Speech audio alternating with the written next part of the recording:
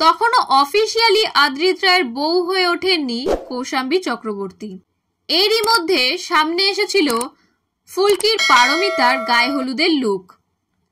অভিনেত্রী যে অত্যন্ত সুন্দরী তা নিয়ে এখন আর সন্দেহের জায়গা নেই। তবে বিয়ের জল গায়ে পড়তে যেন আরও খুলেছে রূপ। দেখা গেল হলুদ রঙের শাড়ি পরেছেন কৌশাম্বী, গায়ে হলুদ মাখা, সঙ্গে রানী রঙের স্লিভলেস ব্লাউজ, শাড়ির আঁচল সামনে থেকে নেওয়া, হাতে গলায় কানে মাথায় পরে আছেন ফুলের গয়না, চুল বাঁধাই রেখেছেন। এক মুখ হাসি তার রূপকে আরো যেন বাড়িয়ে তুলেছে। আদ্রিতের গায়ে হলুদের স্বাদ এসেছিল অবশ্য আগেই।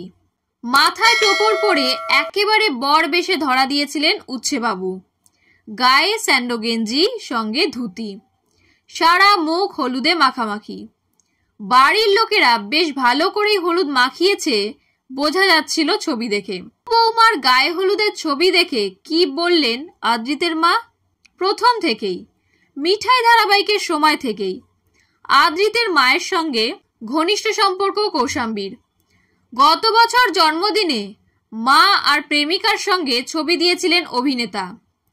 একবার সংবাদ মাধ্যমের তরফে আদ্রিতের মায়ের কাছে প্রশ্ন করা হয়েছিল, ছেলে কি নিজে দেখে বিয়ে করবে? তাতে মিষ্টি হেসে জবাব দিয়েছিলেন, ভাগ্যে যা আছে তাই হবে।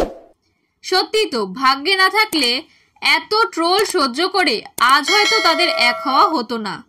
একটা সময় মিঠাই নায়িকা সৌমিত্রিষার ভক্তরা কম অপমান করেননি কৌশাম্বীকে। সব ছবিতেই আসতো ট্রোল ভরা কমেন্ট। এমনকি কৌশাম্বীর হয়ে কথা বলায় ট্রোলের শিকার হন কৌশাম্বীর বাবা এবং আদ্রিত। তবে বিয়ের সিদ্ধান্ত মুখ বন্ধ করিয়েছে সেই সব ট্রোলারদের।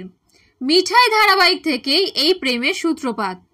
আদ্রিত ছিলেন মুখ্য চরিত্রে, কৌশাম্বী ধারাবাহিকে আদ্রিতের দিদি। তবে রিল লাইফের দিদি ভাইয়ের মধ্যে বাস্তবে ছিল খুব ভালো বন্ধুত্ব।